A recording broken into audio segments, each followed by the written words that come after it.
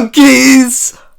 We're talking today about what you mean? We're talking about Frieza, the Frieza Saga, ladies and gentlemen, one of the most celebrated arcs in Dragon Ball's history. 3, 2, 1. Give us our score because I think it is a 8 out of 10 arc. What do you guys think? 9 out of 10. 9 out of 10. You think it's what? You think it's peak? What's your score, Freddie?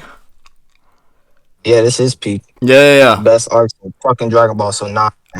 I think this feels a lot like a war arc, as it would be said in like modern anime, right? This feels like everybody's coming together.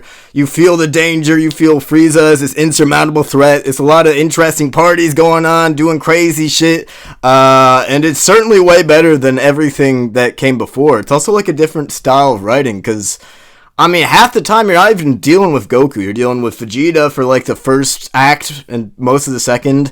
You're dealing with, Frieza and his gang. They're getting some screen time. It went from like just having Goku to having Goku and then, some training with the other people as a subplot with Gohan, with Piccolo.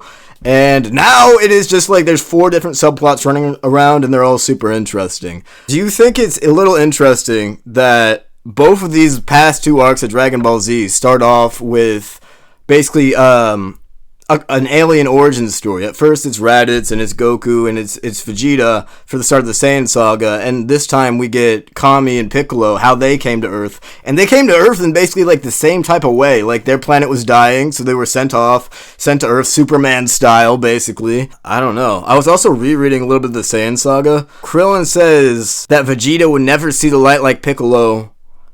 He doesn't have a speck of decency in him. Isn't Piccolo's whole point that he's like the most evil being in the universe?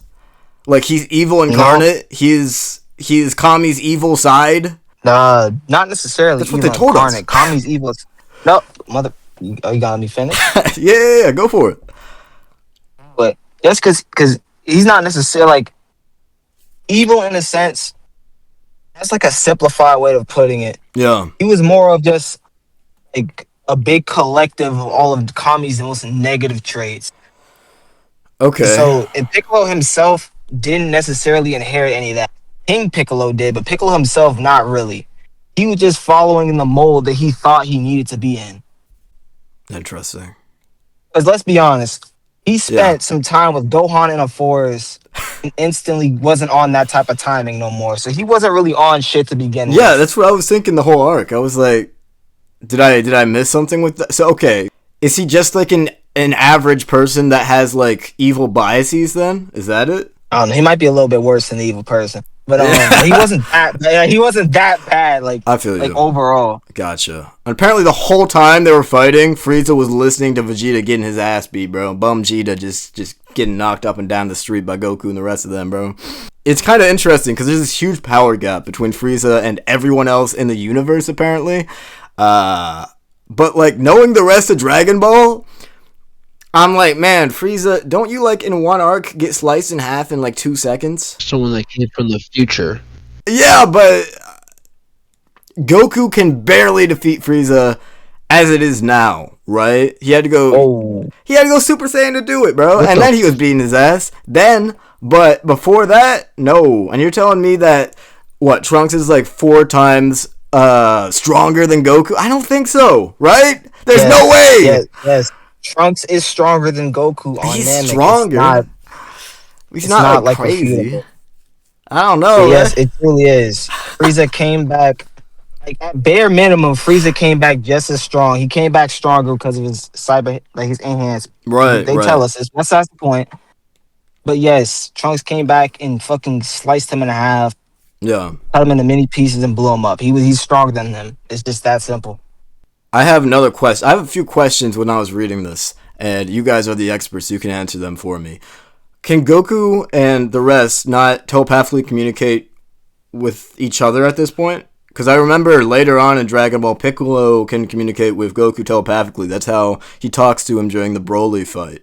And there's a moment here where Goku's recuperating, and they could have just sent him a message and told him, hey, we have a healer here on the battlefield, so you could just pull up to the battlefield, you'll get healed immediately. You won't have to waste time doing that, and we won't have to die. They haven't learned that, I'm guessing. The thing is, Goku was healing at that point. He couldn't leave. He could not leave that pod. He was wrecked. And then You could be like, they do have that, but there's only two people who have that: Goku, and then finally Piccolo, who is not there yet. Or he is there, but Mm, he doesn't know what's going on. He's trying to okay. make his way to the Frieza fight. Well, he was at the Frieza fight when Goku was in the pod, though. That's what I'm saying. Yeah, but he was too busy fighting Frieza. He was on smoke the As moment he soon as he got got there. there, he fought. Yeah, that is true. That is true. He was overconfident as hell, bro. He goes back and forth in this because he, merges with Nail, and he gets like several times stronger to where he can fight second form Frieza. But right Never after he reformed gets his yet. ass beat, he's like, never mind. We should have never done this. Actually, I'm like, all right, bro. Ain't Pick a shit, he was side. putting the hands on Frieza. What do you mean? He was putting hands on Frieza. For about 2 Sure, he seconds, thought then he was he like that. transformed. He was like, "Oh, actually, that wasn't my true power level, bastard!" Bam! Like that, it was over fast. I don't know. You're not supposed to see. You're not supposed to see that coming. Yeah, fair enough, fair enough.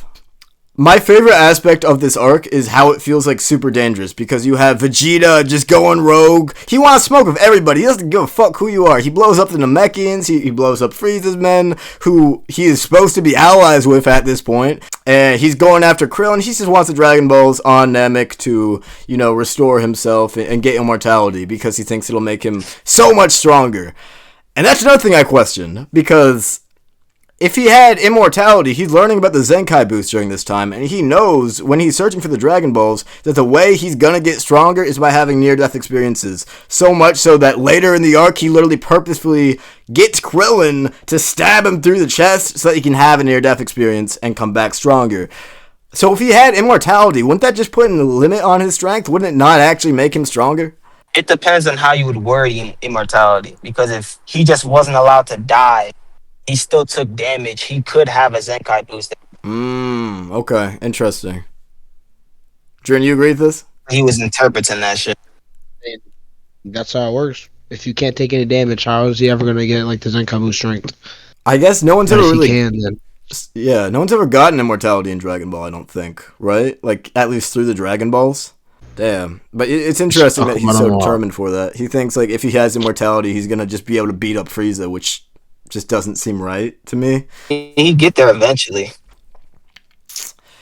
That's true. It's also, what also stuck out to me about Vegeta is that he has no allegiance to anybody. His father is mentioned. He's, oh yeah, that motherfucker was a bum. He went down easy. I was stronger than him by the time I was 7. I'm like, alright, who do you care for in this universe then? Anybody? Do you give a fuck?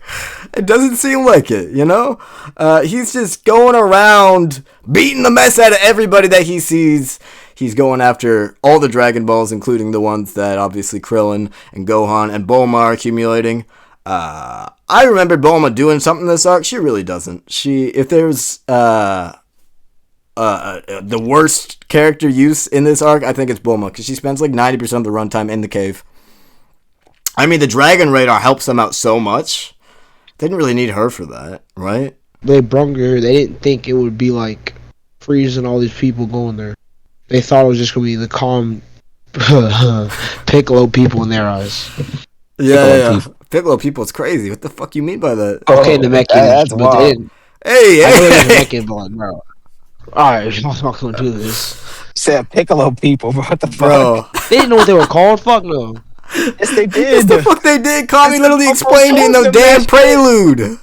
That's how it started. Motherfuckers look like, and they probably still said motherfuckers look like Piccolo. Bitch will still be racist, so it don't Oh, matter. hell What's no. the difference now? Yeah. Oh no, I didn't mean to use that word. Hold on. Frieza doesn't consider the whole time he's rounding up Namekians on this earth because that is the way that he thinks he's going to get the Dragon Balls. He's going to round up all the Namekians and slaughter them until they give him all the Dragon Balls and he can make his wish to become immortal. But he doesn't consider that they have a password to this and he needs to speak to the dragon in their language. Is this the only two dragons aside from there's the dragon and Super? So the way it works is there are a specific set of Namekians who can make Dragon Balls. Alright. And Namekians... Any like Go ahead. we don't really see any more like outside. There's another set of Dragon Balls, but we're gonna get there once we get the Supers. Technically, there's 4 sets of Dragon Balls. Interesting. All right. And these are just way better in every way. The time is cut down from 365 days to 130. You have the 3 wishes instead of the 1 wish. You can bring back people that have already died before and been brought back with the Dragon Balls. The best way I can describe it is Guru's just better than Kami is. Okay, fair enough. Yeah, I mean, that makes sense because they have this whole race of people versus this one guy. They were trying to make a wish to this Shenron to transport everyone from Namek to Earth. Couldn't they just wish Frieza like back to his home planet or whatever? Frieza could be able to reject that wish. Just like we see with Goku. If these motherfuckers are necessarily strong enough or too strong for the dragon, moving that motherfucker is not gonna work. Same way we on Earth, they couldn't get rid of the Saiyans. There are things that are outside of their power technically. Yeah. Now this arc takes place like right after the last one. There's not really a real break, and there's not a break between this and Cell, which I saw. I was reading to the end, and I was like, "There's not a real reason." What? Yes, there is. What are you talking about? Well, there's a break because they go off planet, but you don't see. There are certain things that you don't get the resolution to. You don't get to see Goku come home and have a happy ending. No, you're just wrong. What do you mean? Wait, you just said there's no break between this arc and the Cell arc. There's like a 3-year skip between. What are you talking about? Well, there is a skip, but you don't get to see like just a tidy resolution. Is what I'm saying. Nigga, because what? You don't. Resolution. What are you talking about? Because Goku's still heading home when the arc ends. When you get to the end of Namek, you don't get to see everyone's resolution like you would in a traditional arc. Like, if it was a traditional arc of OG Dragon Ball, you get to see a lot more resolution. You'd be like, okay, we all have a happy ending. So we're missing only Goku's resolution. And Goku's resolution is some shit he would actually do. That's true. It's all of a sudden, it's not a resolution because Goku didn't pull up back home, pick up his kid and be like, let's eat some food, Gohan? Well, I was trying to see where the arc actually ended, and I didn't know at first. I had to look it up. That's what I'm saying. You had to look it up? I had to look it up. Motherfucker, this is what I'm talking, like I thought there'd be like more of an aftermath. No, Dren, listen to me. Riley, our last podcast episode, he had like fucking these analytical ass essay-ass fucking questions about I saw a time skipping in what it was. Like the political pressures of fucking Batman and shit. Yeah. But he can't figure out where a time skip is. Alright, no, I saw the time skip. The time skip was part of the damn story. Alright, I'm tired of you. There were 130 days, 130 days, 130 days. That's literally functional for the fucking Dragon Balls. That is how they use the Dragon Balls. That is a part of the resolution of the fucking story. That is not a functional time skip being like, this happens years and years later. That's not how it works, bro. You alright, listen, you know what you're doing, bro. Like, we literally skip forward. All the characters are on new shit now in the whole new arc. They're on new shit. A whole new premise is going on. Oh, what happened? What's the new premise? The Namekians get adopted. That's the new premise. That's what you're gonna tell me it is. Once the Namekians get a new planet, you're saying once the Namekians get a new planet, golly, world, they hide again. You say, oh yeah, that's that didn't happen yet. It can't be happening. They're on Earth, motherfucker. Oh, you mean when they went to Earth? Yeah. Oh my god, No, you don't read, nigga. You don't read. Listen, my original question. You couldn't tell it was a new arc when all of them since Frieza come back. You thought, oh, that's still the Frieza. No, that's what I knew. That's what I knew. I just assumed Goku would come home before the start of the next arc. So you looked it up after you heard them sensing Frieza? And you saw Vegeta in that like flannel? That's when you looked it up? I saw him in a flannel? What the hell are you talking about? You saw Vegeta in your type of shirt? You saw Vegeta in your kind of pink shirt, and then you said, no, hell no, I didn't see that shit. What? You had to look it up. Well, it was black and white. It was black and white, so I couldn't tell. I'm reading the fucking manga, bro. So maybe it was pink. Maybe it was pink. But yeah. Damn, you couldn't tell in the manga. I feel like it's worse. I don't know why. It is worse because the pacing's better in the manga. It is much better. All right, bro. Come on. I just wanted to ask you guys how you felt about arcs blending. All right. Would you consider Saiyan Saga to Frieza? Would you consider Saiyan to Frieza as blending arcs? I want you to define what you mean by that. I'm just gonna say no because it's just when one plot line directly blends into another one. Yes. Yeah. We can agree. Golly. That's not what we're arguing about, Riley. That's not what we're arguing about. We were arguing about Frieza the Cell Saga. That's what we're arguing about. Yeah, but I was trying to ask a damn question, bro. You asked a shitty ass. I could see defeat, bro. Popo's magic carpet. How the fuck does that work? I was just curious about this. I don't know if you know this answer. It's just Nigga, magic. I don't know. I think you might. Why the fuck I know his fucking magic carpet work? Cause you know fucking everything else about Dragon Ball. I can't ask that question. That's off limits. The magic carpet's off I don't know limits. shit about his black ass. I don't know shit about Popo black ass for real. Where does he come from? I don't fucking know. Well, that's a good question. I don't know where the fuck he came from. Yeah, where does Popo black ass come from? Yeah, that's a good question. Answer that one, Freddie. The fuck am I supposed to know where this black ass come from? He's not there. You're the expert. It's your top series. Nico, that's a fucking alien. I don't know why. So he's just an enigma. It's just an enigma. There could be a whole What planet did you of say? Popos. What you mean? Well, I didn't say that. I said enigma. Oh hell no! You try to get me canceled? Fuck that. ENIGMA. Fuck you, bastard. He said NIGGA. What the fuck? I didn't say that shit. You said that. Fuck off. Try to do me dirty, bro. Riley Try to do me tripping, crazy, right? Alright. He tripping, bro. Let's get back to the point. Cause Riley gonna ride out. No, Frieza had a point. No, I'm playing. Where are we? Yeah, another thing I had to wonder. Help me understand this. How difficult is Super Saiyan truly to achieve? You mean like what kind of sense?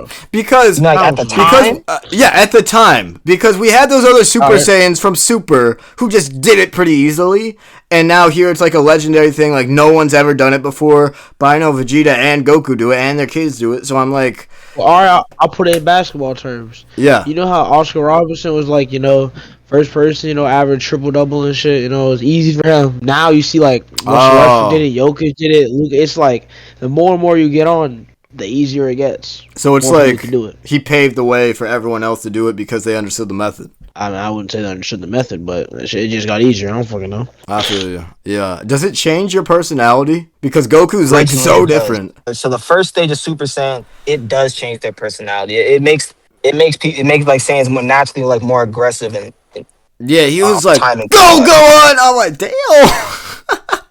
It's your child. It only fully gets negated like later on during the Cell Saga. Yeah. I was wondering about that. Vegeta just completely accepts defeat at one point here when he's battling Frieza, though. And he just puts his faith in Goku, which I didn't expect this early on. But Vegeta might be the MVP for me of this entire arc. Krillin did a lot too. Surprisingly, I didn't think I'd say that. Gohan did too, actually. We had a lot of characters I didn't expect to do anything that ended up contributing a lot more than I thought. But Vegeta, I think, he goes from enemy to enemy, like Dodoria, to... I don't even remember that first guy he killed that had, like, originally the same power... He had the same power level as him originally. Busted him up, moved on to the next one. Zarbon's fruity ass. He packed him up real fast. It was a bit difficult for him for that one, to be fair. He transformed, he was a little bit of a problem, but he still packed him up in the end. And even during the big fight, like the big kind of like tag team-ish fight that you have with Krillin and, the rest of the Ginyu Force, I believe. So he's like talking shit this whole time. He's like, you morons actually believe that you can stop him like this. I'm like, damn, they're doing their best. He's yelling at a kid, by the way. He's like 12, right? Gohan is during this time. No, he's way younger than that. Damn. He's way younger than that. Damn. It was a little bit more confusing to follow the time control stuff in the manga, because that's why I think they had a lot of bonus narration to let you know exactly what was happening, because it's kind of hard to show that in a panel. That's a fun fight. I think all the fights in here are generally a step up from the Saiyan Saga. Even though when I originally watched the anime, I was like, these characters, they're not super compelling to me. I didn't care about the Ginyu Force. I didn't care about a lot of these enemies apart from Frieza. But watching this, or reading this, like the way that I am with the manga, pacing so much better, it completely removes that issue, because the heroes that we're following, like Vegeta and Gohan and Krillin, are just so interesting to watch together, because Gohan and Krillin, all of them are just, they're so weak compared to everyone else, and they just kind of have to put their heads down and do what they can, get little victories here and there. I didn't even know Fish had power levels, but I guess that's a very good thing that that Fish had a power level, so Vegeta didn't find them that one time when they had the Dragon Ball. You said a fish? No, a fish. Vegeta was about to find them, and he's like, I detect a power level. And then he goes down, and he sees a fish jump out of the water. He's like, oh, I guess there was nothing there after all. And he fucks off. What? All right. Hold on. No, when was this? It was earlier in the arc. It was, oh, man. It's pretty early on. It was like the second time they met Vegeta in the arc, or they saw him. Because I'm gonna be so honest with you. I don't know what the fuck you're talking about. I think you're on some bullshit again. No, look it up. No, because I remember this arc, but you say you read the manga, but I'm not. Yeah, I read this shit. It was in the anime too. Oh, you're not talking about when he found Gohan? No, he was about to. It was Gohan and Krillin, and he thought he detected a power level because Gohan or one of them couldn't hide it sufficiently, and he goes down to check, and he sees a fish, and he doesn't investigate further because he's like, that must be it. No, okay, all right. So you saying Gohan and Krillin? Yeah, it was both of them. And they had a Dragon Ball. They had a Dragon Ball? Yeah. Fuck no, that didn't happen. No, this didn't happen. It did! Oh my god. No, Dre, back me up here, bro. I know you're on my side. No, because when Gohan had a Dragon Ball. Yeah. Actually, no, Gohan had a Dragon Ball because he took it off he took the one Vegeta snatched off the Namekians. Vegeta found Gohan because Gohan tried to hide his power level, but Vegeta sensed that shit before he hit it, and then he said, "I'm gonna blow the whole area up." And then Gohan revealed himself. Vegeta gut checked his ass, and then Vegeta left. Oh, this is a different time. I know what you're talking about, but this is a different occasion. This shit didn't fucking happen. It did. Look up Vegeta fish. I don't know what you look up, but something like that. God, all right, we're gonna. Okay, no. We're gonna check back here in the next episode. All right. Okay, all right, bro. This shit didn't happen. I'm telling you, it's real, bro. If anyone in the comments got any sense to them, then oh man, I didn't realize that all these other creatures in this universe cannot read power levels without a scouter. I didn't realize it was that rare of an ability. But like no one else on this planet can do it, and they're all like the top warriors in the universe, or some of the top warriors in the universe, anyways. So I was like, oh damn, all right.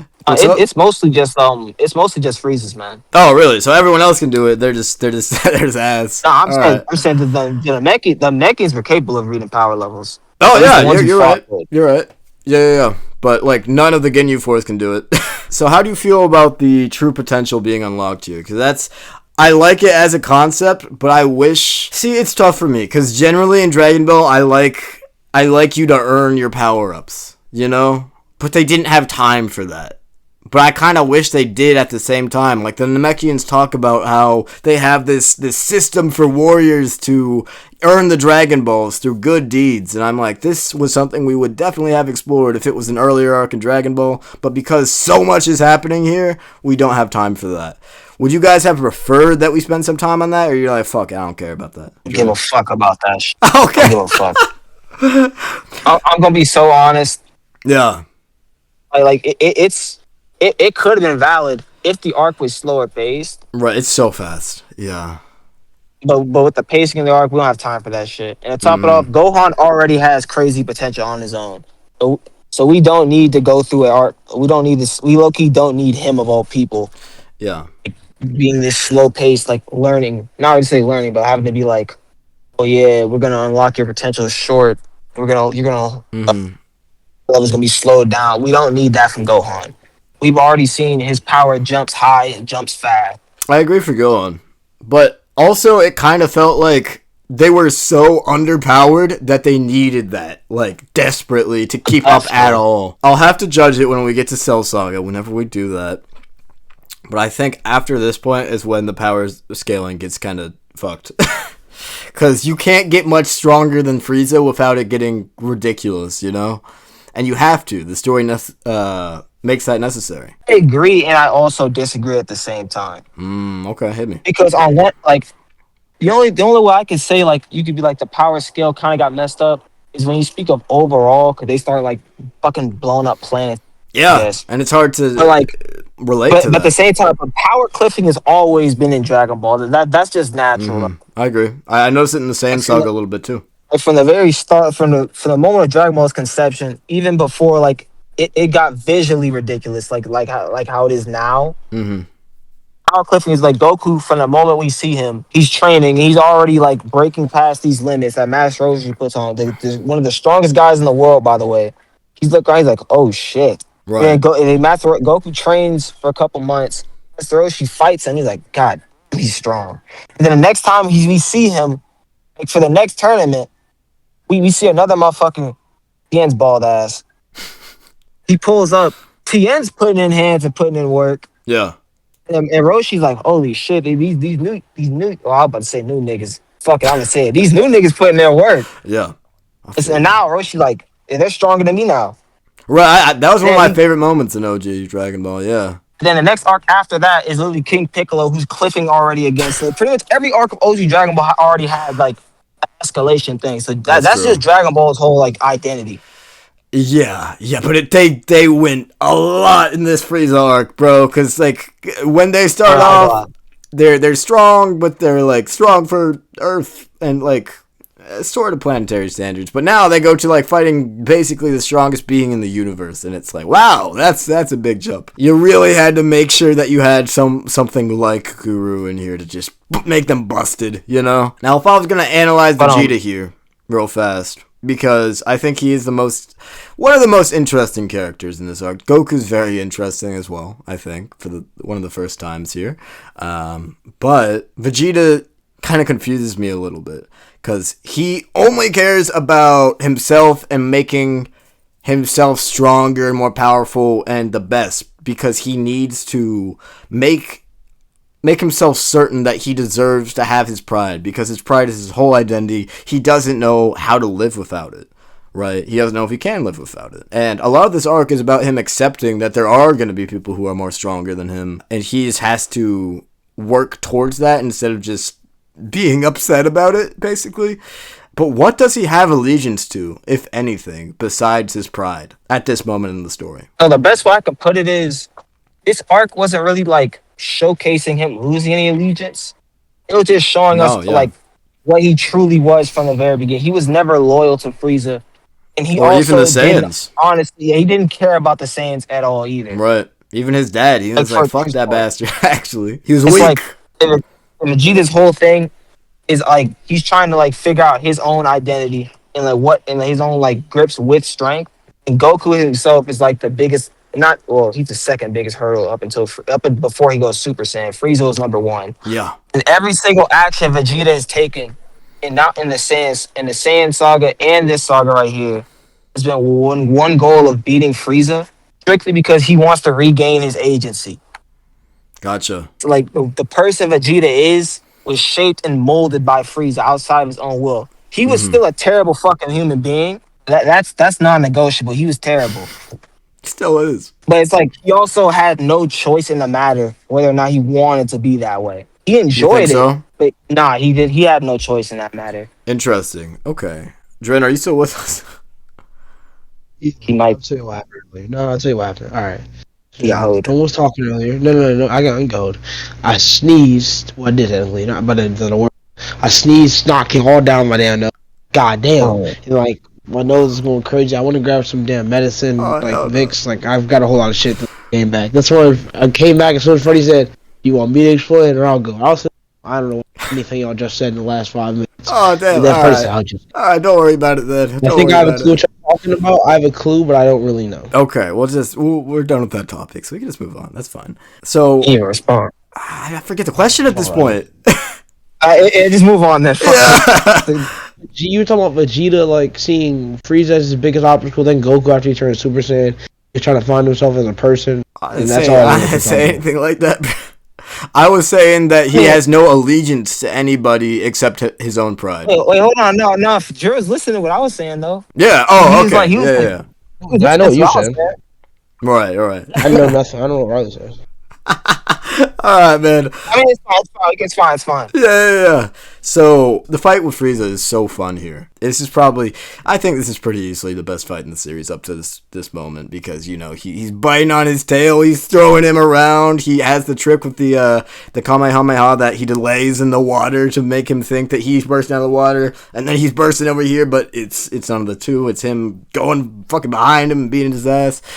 You have the Spirit Bomb, and Frieza just refuses to look up for so long. long because he thinks there's nothing that can possibly surprise him about these people. It's just such a good fight. I fucking love this fight. It's fucking great, man. I don't. Is there a more fun fight in Dragon Ball? Like, even overall, is what I'm saying, man. I'm not sure. We're gonna have to definitely revisit that question. Well, we're rereading it all, so we'll have a definite answer. We'll have a tier list or something at some point, man. But when he does become Super Saiyan, it happens so fucking quickly. I remember in the anime, he was like screaming for like 5 minutes, and it's like 2 panels in the manga. It's really funny, because he's had the panel of him transforming, and then you have his look, his stare at his glare at Frieza. It's interesting that he kind of like immediately buys into the whole Super Saiyan thing. I don't think he does earlier on, right? There's nothing like, oh, I'm going to do it. I'm going to become a Super Saiyan. He doesn't have that opinion. Vegeta has that opinion.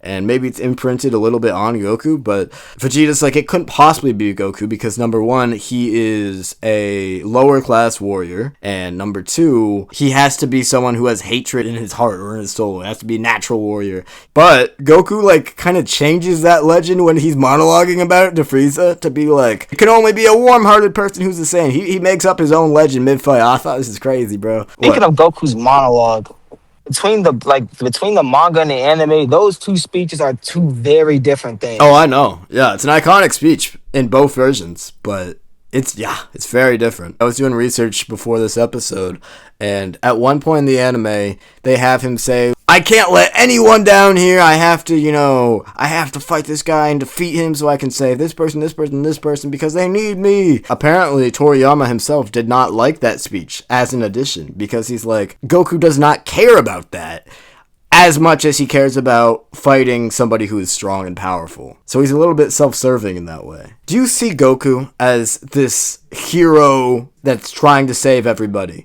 Or do you see him more as like a more selfish protagonist? The best way I can describe this, Goku is a hero. Yeah. But it's like that's not like the goal he would like set out for. But the thing is, he also isn't like callous enough to play with others' lives if he doesn't believe he's in control of the situation. Yeah, it's a factor for him, I think, but it's not the factor that decides it's not like the driving force. Yeah, like, he lets the strongest being in the universe go because he wants to fight him again. And he's immediately betrayed when Frieza tries to attack him again at the end of this arc. Once he gives him a little bit of his energy and says, go off, I've given you just enough to fly into space, go ahead and do it. It doesn't work out for him, right? Because he just turns around and Frieza's like, well, I'd rather just die than have this mercy be placed upon me. What? No, finish. Because, like, I want to let you finish speaking before I interrupt, just in case I got it wrong. Yeah, well, I like I said, Frieza I think he would rather die on that planet blowing up than feel indebted to Goku and beneath him at that level that he has sunk to, where he's literally cut in half. He thinks he's just like mocking him, basically. Frieza does in that moment. And I think that gives him more pain than any damage he could have sustained. Okay, so like Goku spared Frieza, but that had nothing to do with like Frieza like him deciding he didn't want to kill Frieza. He was just doing it to be an asshole. Like, he beat Frieza up. You can go back like and read it or whatever. We'll read it sometime at some point. But Goku the whole time is talking shit after he beat Frieza up. He's pretty much looking at him. He says, "Oh, he is. I let you get 100%. You still wasn't on shit." Oh, that's not what I'm talking about, though. I'm talking about the last move that he makes to give him energy to fly away. Oh yeah. Yeah. Before then, he's just fucking with him, but that felt genuine. And then Frieza tries to blast him again, and he sends it right back, and it obliterates him, and he makes a goofy face. You know what I'm saying? Okay, yeah. But at the still core, he is still like Goku, though. He didn't really want to fight him again. It was more of the fact of the matter is Goku had him beat, and Frieza can't fuck with him. So he's going to give him one last chance to live. The same way he was doing with the Ginyu Force. Mm-hmm. Yeah. It was like it was like different from Vegeta and Piccolo. Now, in other media, such as when he destroys Planet Vegeta, the home of the Saiyans. That's right. Yeah. When he destroys Planet Vegeta, he just sticks his finger up, gets his massive orb of energy, sends it down. Why couldn't he do that, for example, when the Spirit Bomb was coming at him? It didn't seem like it'd take him too long to conjure a world-destroying level of energy. Because the Spirit Bomb would still be coming at him. Yeah, but wouldn't the energy just dissipate once they come in contact with each other? No, Okay. just because it can't contact doesn't mean it's gonna disappear. Like it would have to clash. At the same time, he also is kind of caught off guard because he didn't see this shit coming. Well, he comments on it before he gets hit with it. Yeah, I know, but I know, but he still wasn't seeing this shit coming though. He looks up, he sees this shit, he's like whatever the fuck he says. And then he goes to catch it because he thinks it's not gonna fuck with him because Goku hasn't been able to stick with him this entire time. Even when he's looking at, it, he's like, that's kind of big, ain't it? Right. Even when he says all that shit, he still doesn't grasp what's happening. Just No, yet. he has truly no idea. He's just like, oh damn. Now, if the arc ended in that moment where the spirit bomb comes at him, and you think that is the end of the arc for like a chapter, because everyone like they had this aftermath, this happy endings, like okay, we gotta leave now. Where's everyone else? We're going. Okay, thank God that Frieza's finally dead. And then Frieza shows up at the end of the chapter, and it's a big plot twist. But what if the arc ended before Goku became a Super Saiyan by him just hitting the Spirit Bomb and killing Frieza? Would that like drastically decrease your opinion of the arc? That's a question to both of you guys. The ending would definitely tank for me, in my opinion. You think that'd be a bad ending? It wouldn't be a bad ending, but it wouldn't be as good as what it is, and like the arc wouldn't be as hell as high. I agree. Because of how much Goku was struggling with Frieza. I want to put into perspective how bad he was struggling. Goku is fighting Frieza. He's using Kaioken. Times 20, by the way. Yeah. No, even before times 20, because he can only do that in burst. Right, he started off with times 10. Yeah, he's getting pressed. Yamcha, Tien, and Chansu all like, holy shit, Goku's getting pressed like this. But he'll be alright when he goes times 10. And then King Kai's like, oh, he been there.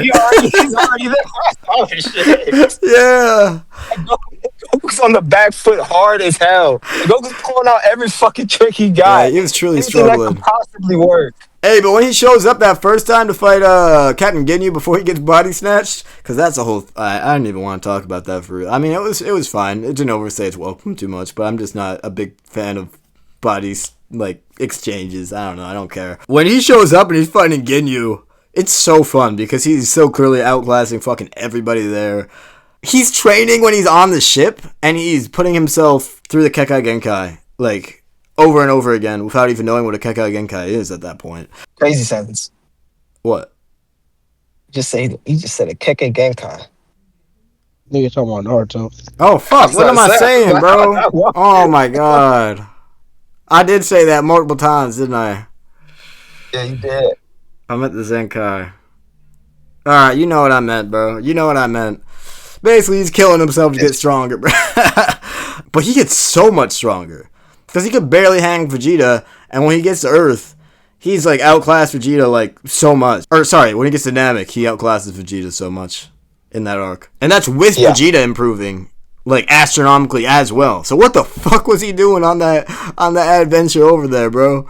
I don't know. I mean, he had multiple Zenkais, and he was training in a... Yeah. But so did Vegeta. And he's so much stronger. Vegeta only had 2. He only had 2? Well, technically speaking, he only had 1 on Namek by that point. No, he had at least 2. Because he had 1. No, he had the one before he got to Namek. Oh! The ass whooping tip. Okay. I was counting the Namek ones. No, I meant like before Goku showed up. I see. What's that? It's only counted before Goku showed up. Yeah. Okay, never mind that. He just had 1 from fucking Jarvan. No, you're right. I thought we were talking about Namek because he has the one on Namek where he asks Krillin to do it. He has the one against Frieza. Like overall, he got like 3. He got like 3 or 4, I think. At least, yeah. He has the one he got from. One from Jarvan, and then there was one from. The sense of being he got from the ass from Raccoon. The final. Yeah, because he had to go in that tank, and that's how he stole all the Dragon Balls and fucking threw them at his base. Right, that was the sick moment. I like the. Yeah. I like how the strategy was used here because I think at one point Dragon Ball loses a little bit of its strategy, unfortunately, but it's still intact here, even though it's so big with all the Kamehamehas and the Power Blasts, and I think Vegeta does something here that's like even similar to a Final Flash, even though he hasn't revealed that yet. It's like some sort of energy attack that he's working on. But who would you guys say is the MVP besides Goku? Who does the best given their limitations and their powers? You said Krillin? My dog Krillin. Yeah, my dog Krillin, bro. You think he did What more? Krillin did? It's either Krillin or Gohan, whichever one. Cause they both was putting in work the whole time. More than Vegeta, you think? Krillin died so then Goku go Super Saiyan. That's crazy. That's your point. He got home at the end. Does not mean like that's crazy, bro. No, that's not what the MVP talk to the team sold his bag. Nah, probably Gohan because he kept Dende, safe and shit. Yeah, that's true. And he had strategy when Vegeta came up to him when he was, I'm gonna watch you. He's like, oh, that's interesting. That Earth technology is truly worthless. Oh my god, that moment where he just realizes that he stole the Dragon Ball that he hid in the lake and he just bursts out pissed off. Bro, that's fucking peaked Vegeta to me, man. But yeah, Krillin surprised me a lot. I was ready to slander him, but he was putting in work in the Final Flash. Not Final Flash, she doesn't know that shit. Slender next arc, don't worry about it. What? I remember what the fuck that attack was called. It's like Slender next arc, don't worry about it. Yeah. Well, his like attacks were I don't know. It was something like that in Namek. I mean, Vegeta at the same time, he like sliced the Time Stopper's head clean off, bro. He owed gold though. I think I agree with that though. I give it to Krillin, man. I mean, you could tell. I think I was troll. I say Gohan. I think like I'm thinking about it now. Krillin did more than Gohan to me, bro. Do you disagree, Freddy? Oh no, Krillin and Gohan. No, all right, hold on. Krillin and Gohan moving on the same kind of weight. Because Krillin was leading Gohan. That's what you gotta remember. Krillin was leading Gohan. He was a strategy. Hold on, no. Just because you the vet don't necessarily mean you the MVP. Just think about it. He was leading that shit. Fox, no. Think about this. Gohan would be dead. Is the vet of the Spurs. That don't mean he better than Wemby.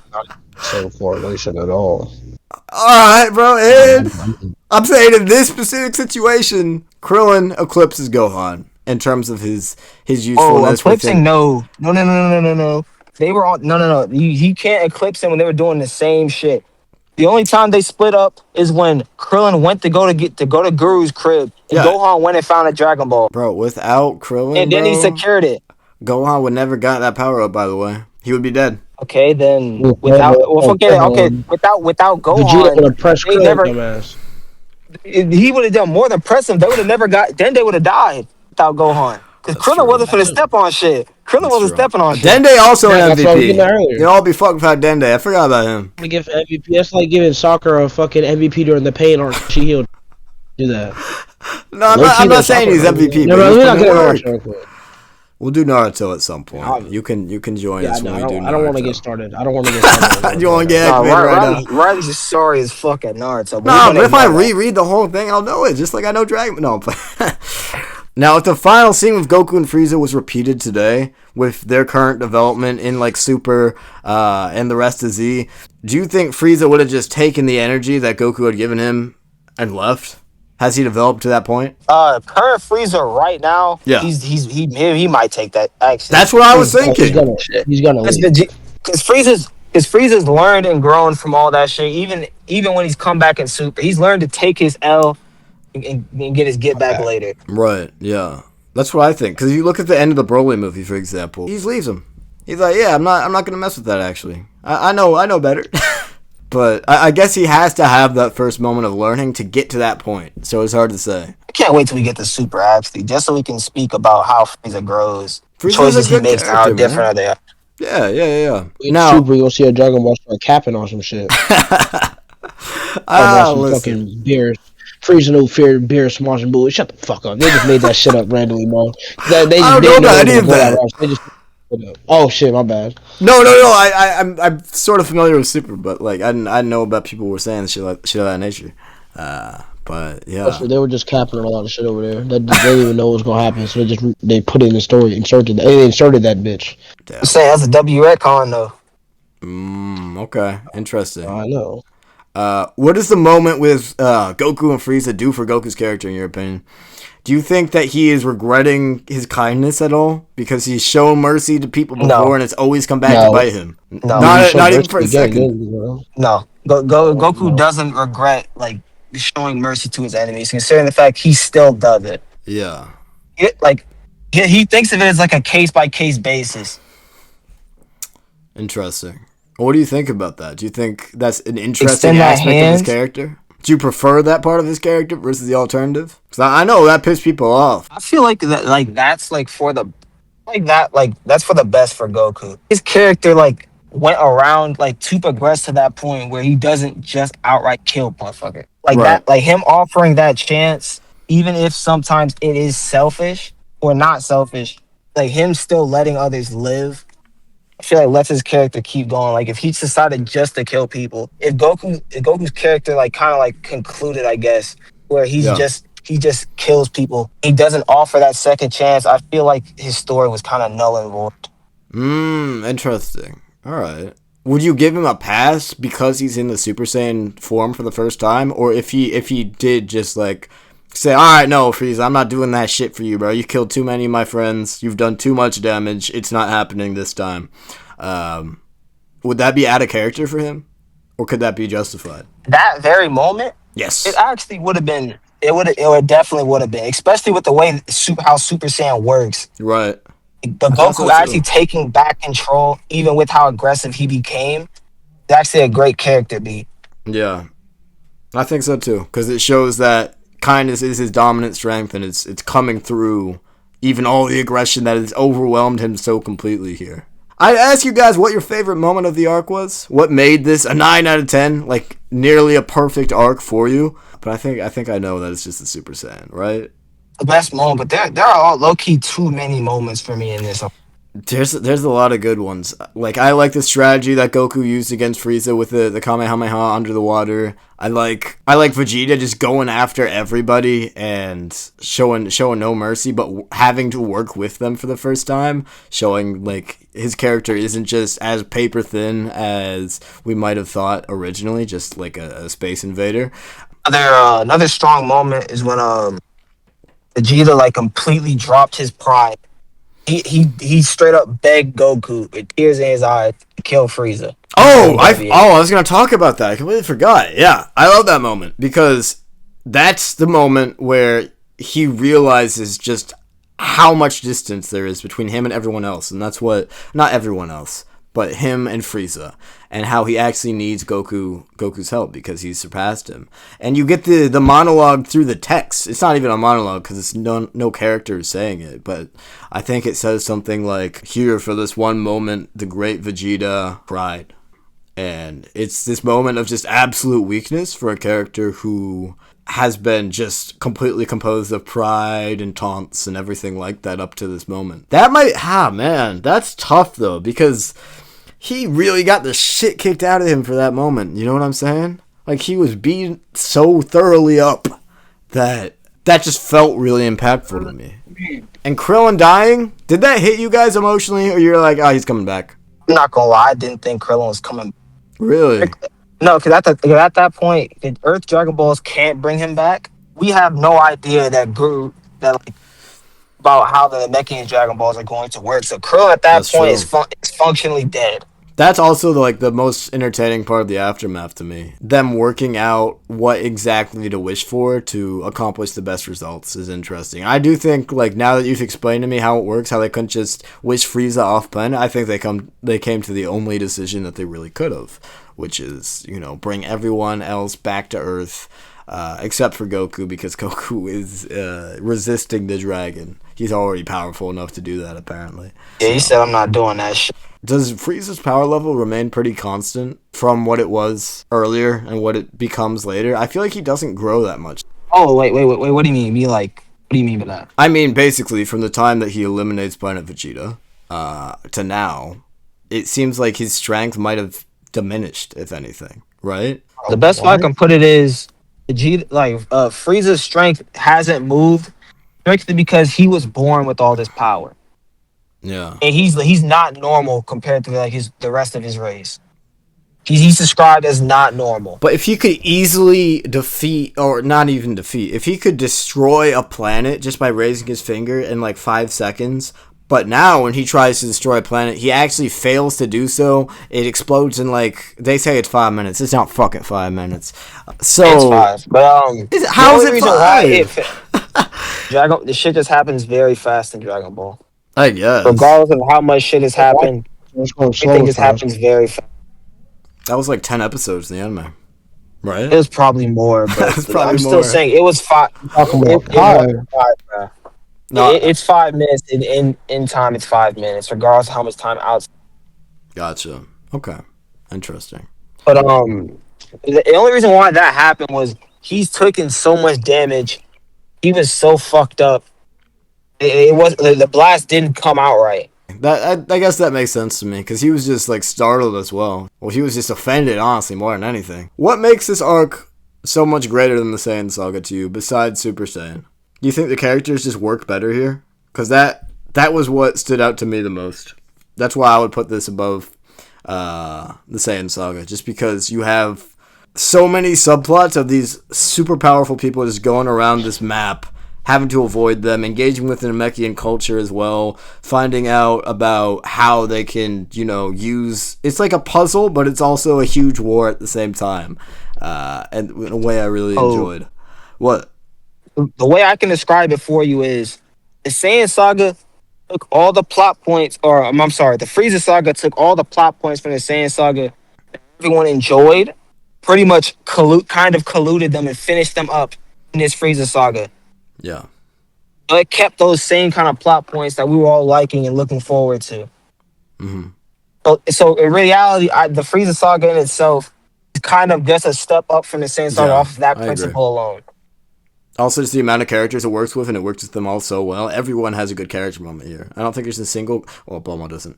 But everyone except Bulma has a great character moment here, which I could not say for any of the other arcs. Usually it's Goku who's great, and then like one or two other standout characters, and that's it. But it's finally Toriyama understanding how to work with this huge ensemble cast and make every character feel remarkable and interesting in their own unique way. I understand why they had to take out Goku from the story for the length of time that they did. The moments where he returned made like the wait worth it, but the amount of times they flashed to him in that damn tank just thinking about how, oh damn, there goes another one of my friends. That's really bad. I wish I could get out of this tank sometime soon. Could he truly not move?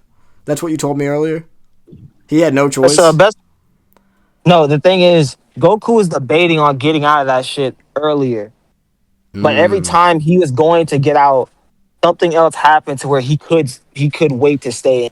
Interesting. So it's like he could have gotten out, but he wouldn't have been healed. And if he doesn't heal all the way, you know what happens, right? He doesn't get the Zenkai.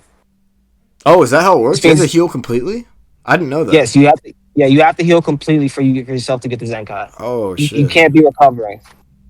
I did not notice that, actually. I don't know if they explained it fully yet. I think Vegeta's just, like, figuring out how it works, and he's guessing, because he doesn't actually know. The best way I can describe it is, Vegeta says it once.